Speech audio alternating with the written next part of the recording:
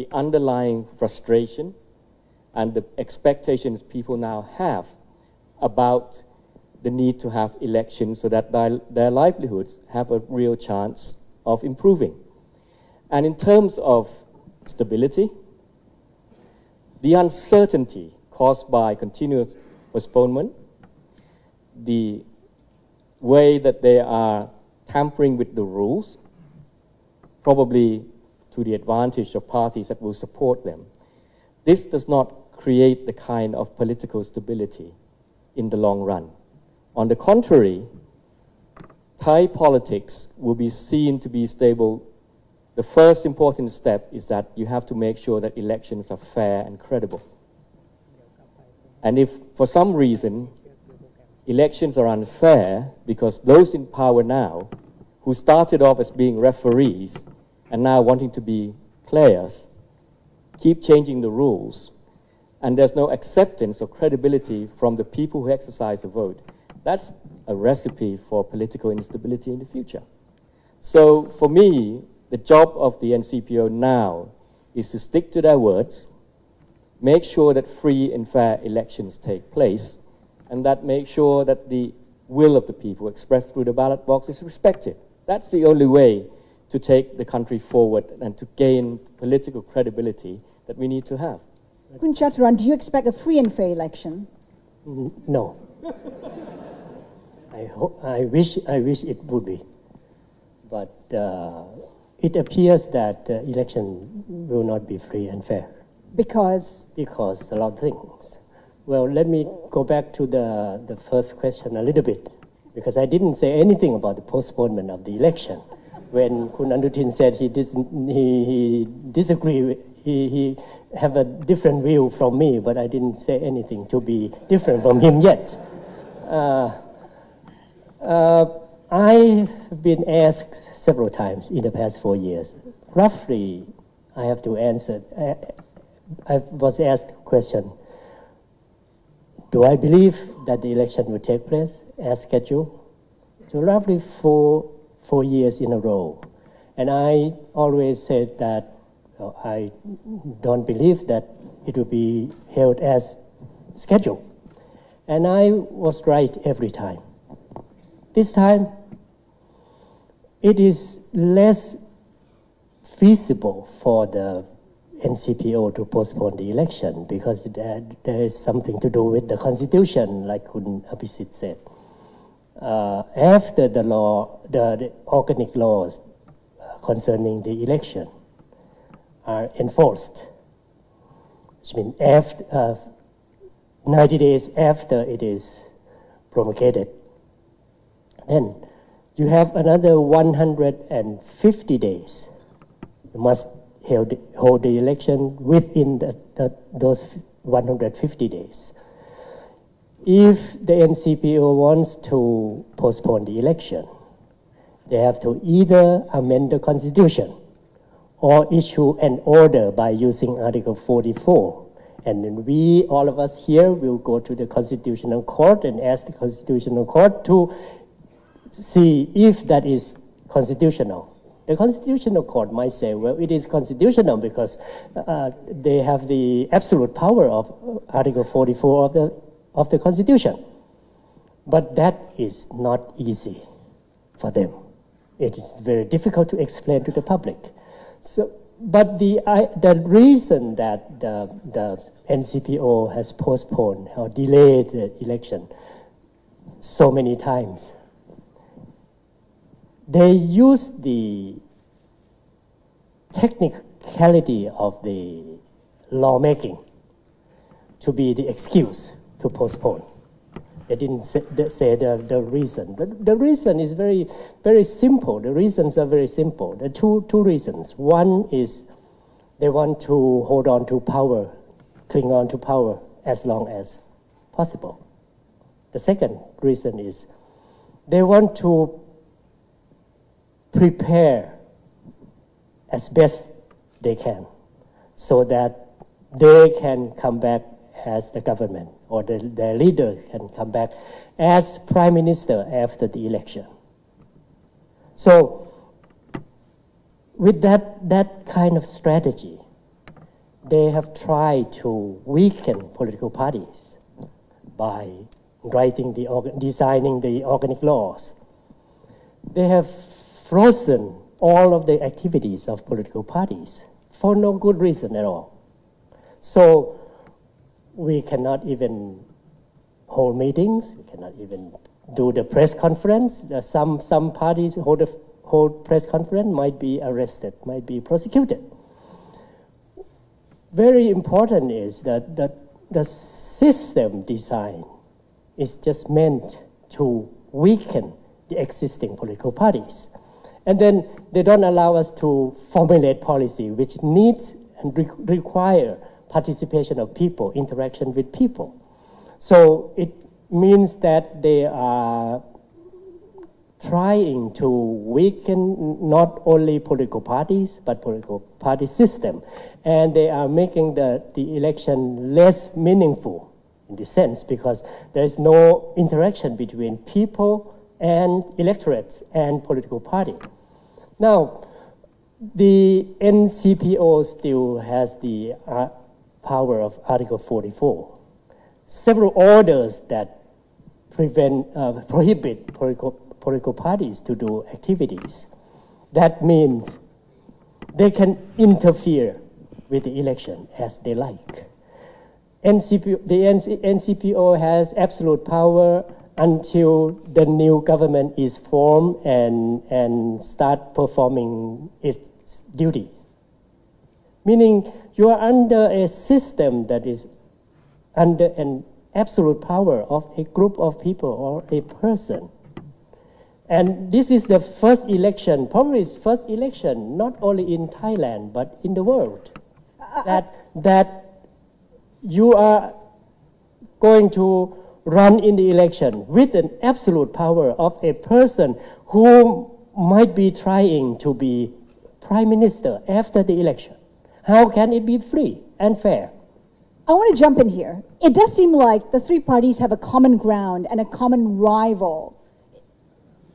Yeah, and that will make this forum not very exciting. So now I'm just wondering, what is the likelihood that the parties can work together at the election? Is there enough common ground? And there seems to be enough common ground for the three parties to work together. Right. Please. Kun Anutin always goes first for this question. It's up to him. Well, sometimes being ourselves and having our own belief might not satisfy, our answer might not satisfy all concerned party. But to me, I haven't yet determined who is the rival after the next election. I mean, my first competition is to get myself and my party members to be in the parliament, as many as I can. The election results will tell and will decide as to what direction each party will go forward. If there's any party, luckily it's not mine, but might be one of these two, could make a landslide,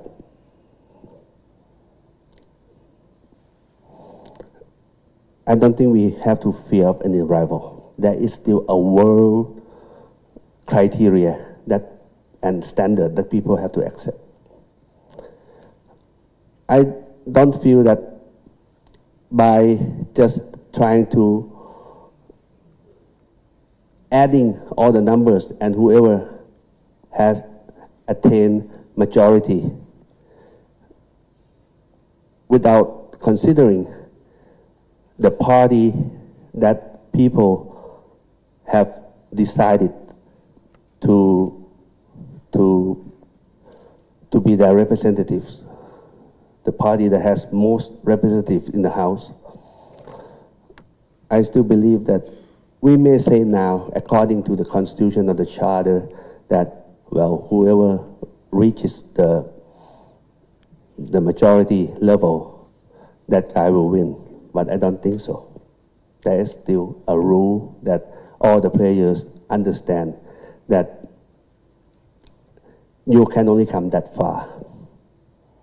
So, and again, the upcoming election,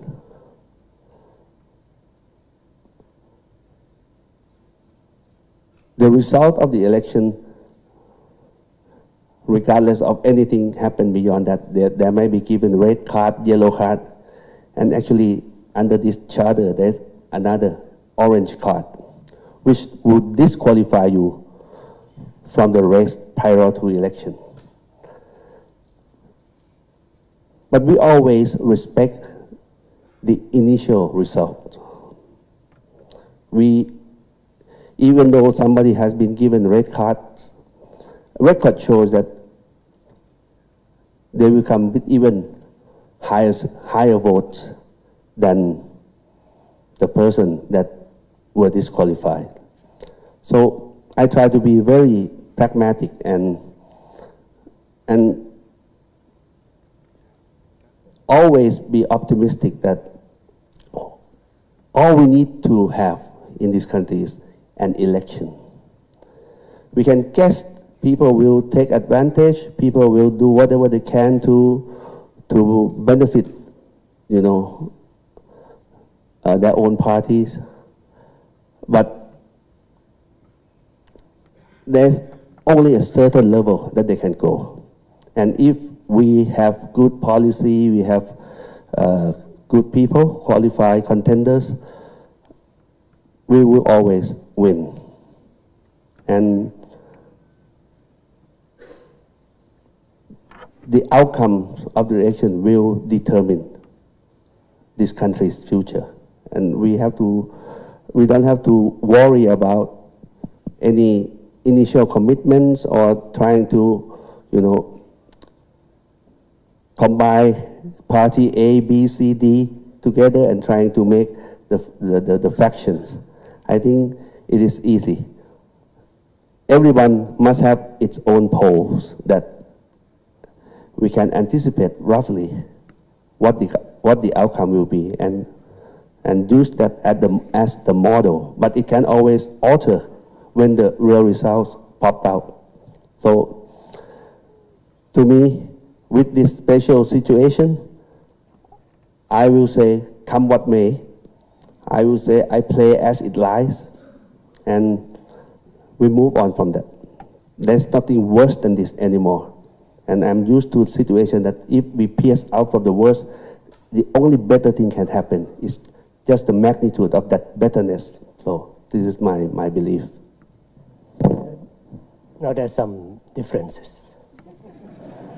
The forum might be a little bit exciting, but I have different opinion from that of Kun Anutin, but I'm not going to quarrel with him. I am trying to persuade him to join me or join with some other parties. Then convince him that what we are going to do is really necessary for the country. There are roughly, that I can think of now, 4 things in 4 stages that political parties should do together. We don't need to, sign a contract or something like that. We can just sit here like this and say something, or even say things from the headquarters of the party. These 4 things in 4 stages are against the strategic master plan of the NCPO. The strategic master plan of the NCPO is just to write a constitution that is undemocratic, install the national strategy, reform plans that they determined, all the framework and the ideas in that.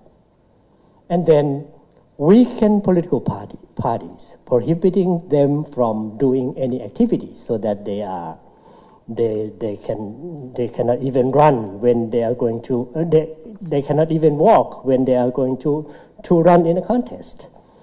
Then the idea is that strategy is that they will have 250 senators, and then they will form a government, and then run this country for another 10 or 20 years by using the national strategy and reform plans. So to do things against this strategic master plan of the NCPO, I propose that political parties can do four things. One is telling the NCPO to not only ease the prohibitions, but revoke, abolish every prohibition, so that political parties can do what they should do, as in most developed countries, especially to formulate policy. And then the second thing is political parties should join hands to demand for free and fair election, meaning less on zero interference from the NCPO in the election. The third thing is preventing the NCPO from forming a government. I'm not asking political parties here or anywhere to join hands in making a coalition in advance. But I think it's fair enough for political parties to tell the public that we are not going to support the military leader to become prime minister after election. The fourth thing is to do something against the master plan is at some stage in the future, after the government is formed, if the NCPO can form a government, for sure, the government will not be responsive to the demand of people. It will fail to solve the problems of the country, as most people wish. Then we need to amend the constitution. And so, and this kind of thing, we can say in advance, we can promise to the public in advance. Leave aside the coalition to form a government for now. But these four things can be agreed upon now, if not now, tomorrow, but the sooner the better. I think we only need one, sir. That all of us stand together, that we all will do what is best for the country. We will do whatever is best for the country.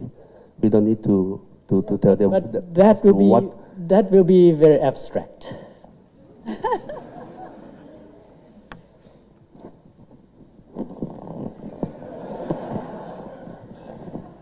Have you finished? Long time ago. I think there's a lot of common ground here, but there may be some fine details which allow some differences. I don't think any political party would disagree with the NCPO lifting all restrictions on activities. It makes no sense at the moment, actually, even just to wait for the organic law on elections, because a lot of the activities that parties would be engaging in has nothing to do with the election law. A lot of it will be to do with the political parties law. A lot of it is just doing our job, performing our duties of articulating policies and engaging with people about their problems and how to solve them. So I think that I'm sure we can all agree upon. And I don't believe that by lifting these restrictions, you would be inviting parties to cause trouble. Why would parties want to cause trouble when they know that if any trouble arises, that would only provide an excuse for elections to be postponed further? So, I mean, I don't see why lifting the restrictions would lead to any kind of instability or trouble or problems. Troublemakers would not really care about whether restrictions are lifted or not. They would be plotting to cause instability or violence, which would not be in any way any kind of formal political party activity. So I think number one, we can all agree upon. Number two, free and fair elections, I've already mentioned. But now there are a couple of problems that are beyond our control. The first, as is mentioned, is that the Prime Minister, the NCPO leader, has Article 44 at his disposal. And he has already used that power once to actually sack a member of the Election Commission.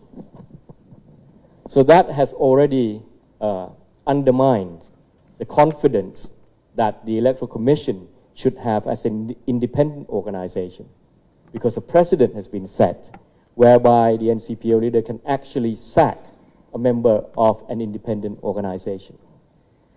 Now, to overcome that, the best we can do now is to ask for a commitment from the NCPO leader that he must refrain from using his power in any way that would interfere with independent organizations or affect the integrity and credibility of free and fair elections.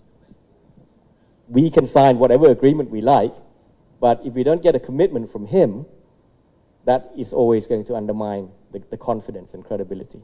The second thing, of course, is that it's no secret. You've got new political parties who have explicitly said that they would support the current Prime Minister to continue as Prime Minister after the elections. I think the NCPO leader has to come clean. Is he going to continue to be the referee, or is he going to be a player?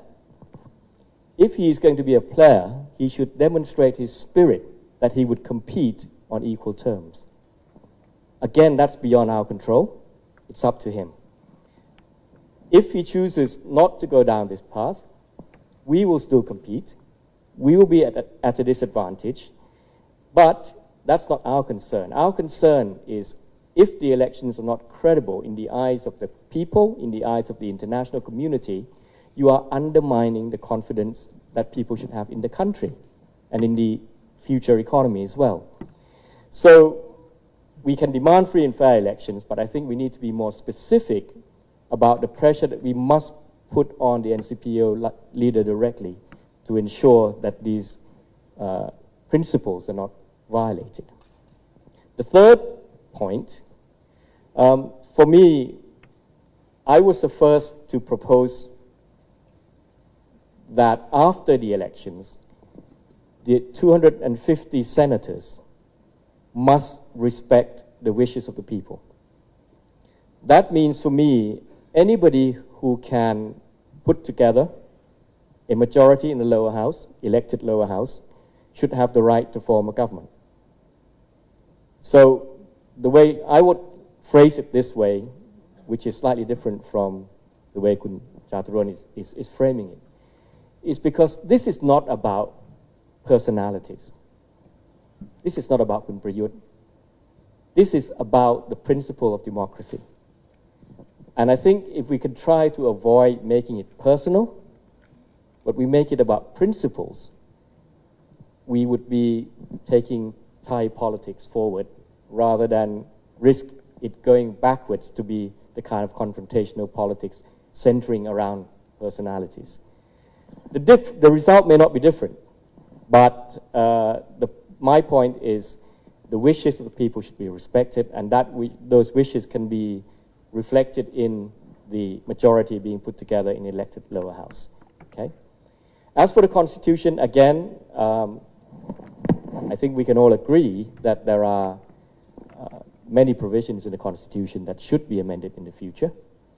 I'm glad that today Kun Jaturan says amend, because there have been talks about a complete rewrite or ripping up the current Constitution, not from his party, but from other parties.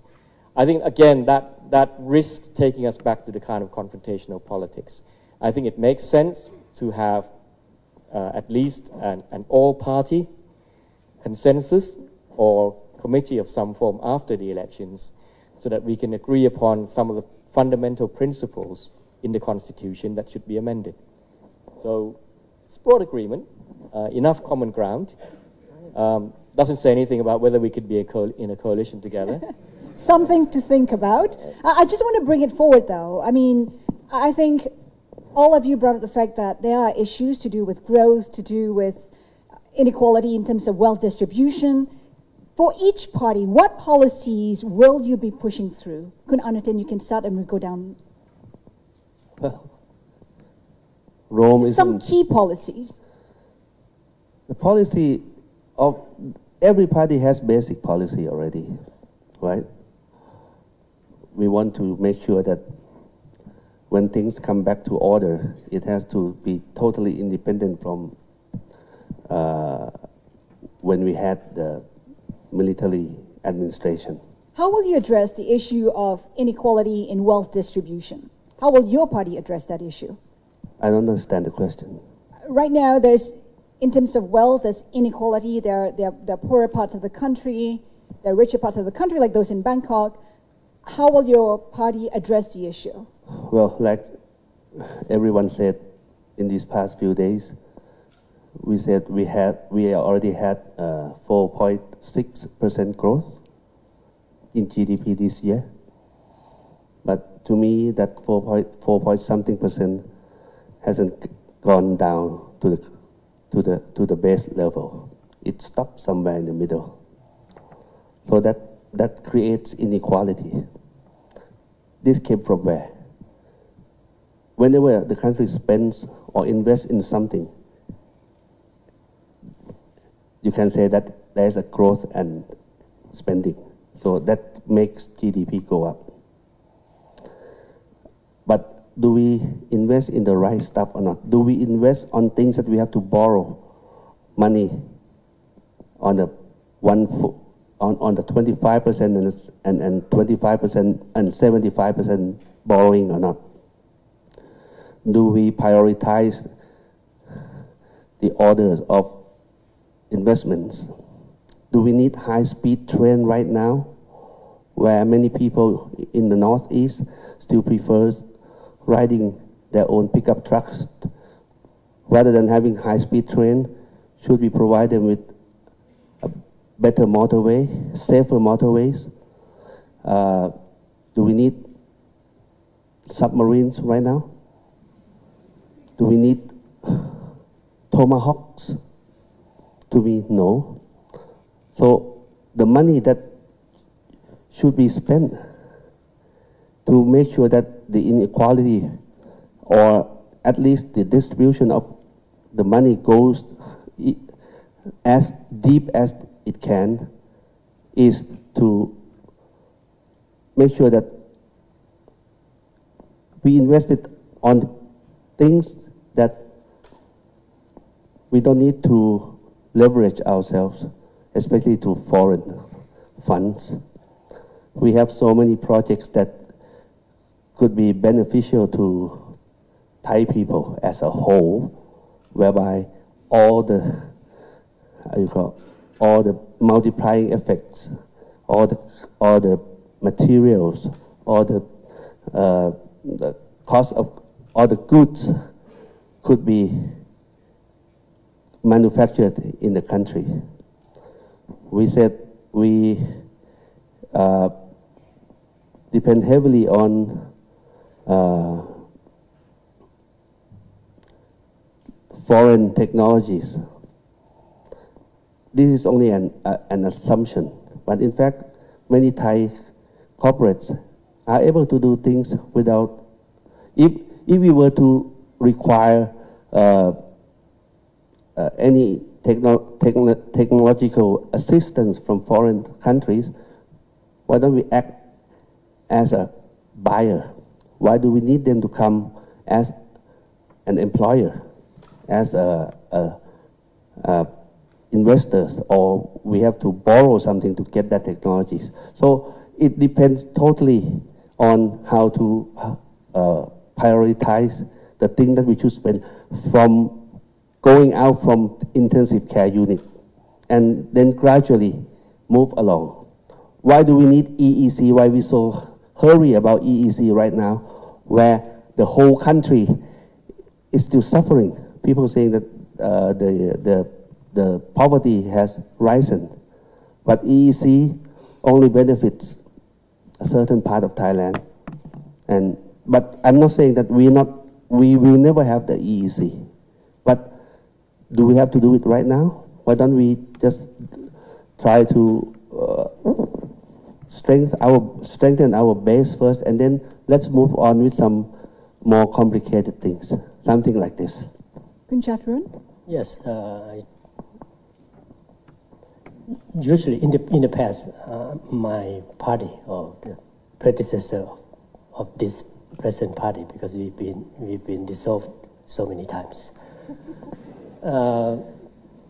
In the election, we will have a policy platform that can be very specific and can tell a lot of details in the form of either projects or program or a package of policy. But to tell you the truth, now I can tell you that kind of things yet, because we are not allowed to formulate the policy. When we formulate the policy, we need to talk with stakeholders. We need to talk with a lot of people, and especially now, if you think of the electorates, the new voters who have never voted before, there are roughly 7 million people. We haven't had a chance to sit and talk with them. So we need to talk with people. But we have tried to formulate the core ideas of the policy, but that needs to be tested in the near future, hopefully, if we are allowed to. The policies I believe that the policy of the party will emphasize two parts. One part is the whether or not we want to stand for democracy and how we are going to strive for democracy, and that's about constitution amendment and so on. But that will be stressed, but it doesn't take much time to elaborate. What we will focus when we emphasize is just one thing, the economy. So economic policies will be the most important for my party. And I believe that it's the policy or it's the area that most people would be interested in. We still, we want to see growth with a faster rate, growth with stability, but more relevant than that is foster rate would be what, 5-6%? What are you looking at foster rate? Thai economy used to go with 7% or something like that, but it's not possible to reach 7% in just 1 or 2 years, but we try. But the idea is growth is necessary. Faster growth is important. And then distribution. But by distribution, I don't mean that we're going to use taxation to shift wealth from one part of the society and give it to the other part of the society. But we should provide people at the grassroots, middle level, the opportunity, the access to fund, access to loan, and opportunity to start or to do their business. We believe I just want to jump in here before I get Kun Abhisit's perspective. how active is Kun Thaksin in all these policies of the Pheu Thai Party? Is he still involved? Is he still active? I believe that Kun Thaksin is still very active in thinking about this country or the policies. But according to the new and the present constitution and the relevant laws, he, as a person who is not a member of the party, has nothing to do with the party, cannot influence the party. And if we at the party allow him to either dominate or influence the party will be dissolved. And all of the executive members will be banned from politics probably about 10 years. So we must make sure that Kun Thaksin, even though he is still very active, is concerned about this country, will not have any influence by any means to the party. We have just under 4 minutes. Abhisit, 2 minutes before we wrap it up. Over the last 4 years, I don't think I've done anything illegal, but I've continued to actively engage with everybody so that I've learned about the problems of people, from farmers to workers to trade associations to first-time voters and so on. We've come to the conclusion that economic management needs a paradigm shift. Number one, trickle-down economics does not work anymore. And it shouldn't surprise you. Growth, even engineered by the government, and this government has spent about 1 trillion baht in economic stimulus. And yet that has not been able to revive the rural economy. And it's not difficult to see why. Because for all the money that has been spent or trickles down to the rural communities, you can hear a giant sucking sound of money coming back to the telecommunications companies, 3-4 of them at most, because as soon as people have income, a lot of their expense now go into telecommunications. You can hear the giant sucking sound from the modern retail chains that again take income from local people and do not return it to the local community. So trickle-down economics does not work. The old tax and spend redistribution does not work. The only way we can bring benefits to everybody is to make this paradigm shift where our policy is formulated with distribution in mind at the beginning, not as an afterthought. High growth is better, sure. 6% is better than 4%, 8% is better than 6%. But we have to have a pro-poor growth being engineered. There's a difference between, for instance, deciding to stimulate growth like, for instance, this government and the previous government has done by allowing, for instance, import of wheat to help the animal feeds industry, but actually hurts millions of households, for instance. So the party is now clear. We want to shift the paradigm of economic management.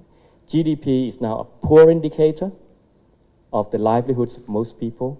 We are developing indicators that will enrich the reflection of the quality of lives of people.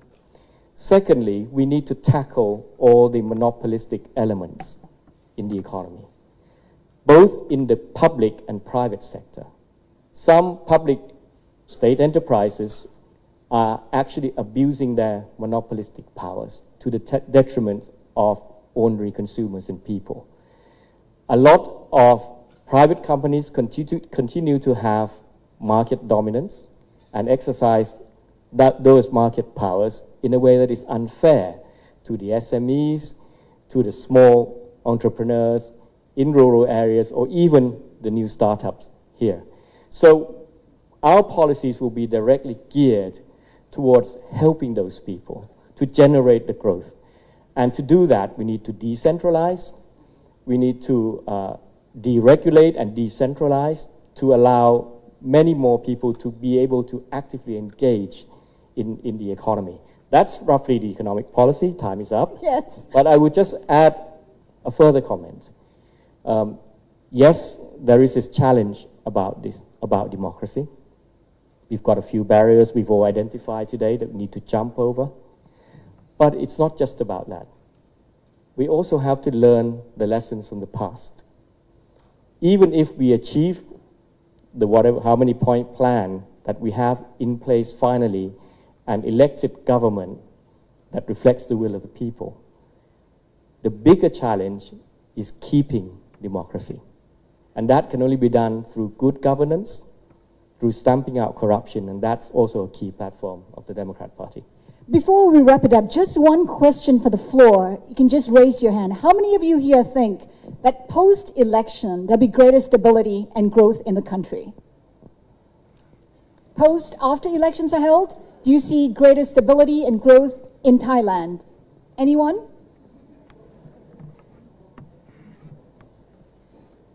Five more seconds to raise your hands. Just a show of hands to see optimism or pessimism. And by the looks of it, there are very few hands out there. Just go down the line. Kun Anutin, post-elections, greater stability, greater growth. Yes or no? Okay. Kun Chaturun? Well, the country will be better than. No, yes or no, Kun Chaturun? We're out of time. Oh, what is that? Only yes or no? Whether there'll be greater stability and greater growth post-election. You know, it. If you elect me as the majority, yes, a definite yes, it will be better. On that note, thank you very much for your time.